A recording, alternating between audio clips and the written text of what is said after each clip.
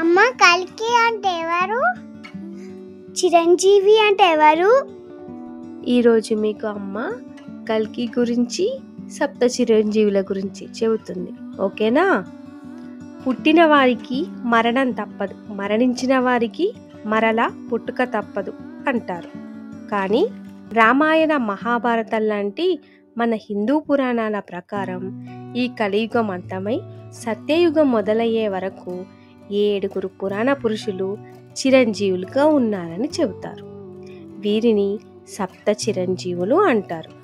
చిరంజీవులు అంటే చిరకాలం జీవించి ఉండేవారని అర్థం.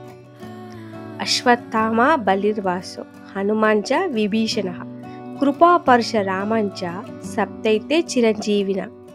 అంటే అశ్వత్థామ, బలిచక్రవర్తి, వ్యాసుడు, హనుమంతుడు, విభీషణుడు, కృపాచార్యుడు, పరశురాముడు ఈ 7 చిరంజీవులు కలియుగాంతం వరకు జీవించి విష్ణువు 10వ చివరి అవతారమైన కల్కి భగవానుడికి తన కార్యం నెరవేర్చడంలో అండగా ఉంటారని పురాణాలు చెబుతుంది.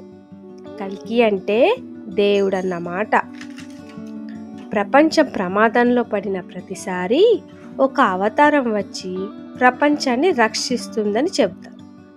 ఒక్కో యుగంలో ఒక్కో అవతారం ఎత్తిన విష్ణుమూర్తి ఇప్పుడు కల్కి అవతారం ఎత్తనున్నాడు.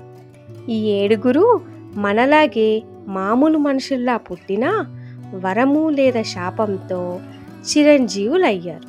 సత్యయుగం, ద్వాపరయుగం, త్రేతాయుగం నాటి ఈ అమరజీవుల వ్యక్తిత్వం ఏంటి? పురాణ పురుషులందరిలో వాళ్ళు మాత్రమే ఎందుకు అజరామంగా నిలిచిపోయారు? ఆ సప్త చిరంజీవులు నిజంగానే బతుకున్నారా? ఖచ్చితంగా ప్రతి ఒక్కరూ తెలుసుకోవాల్సిన ఈ విషయాలెన్నో. అశ్వత్థామ నుంచి పరశురాముడి వరకు ఒక్కొక్కరి గురించి విందామా మరి?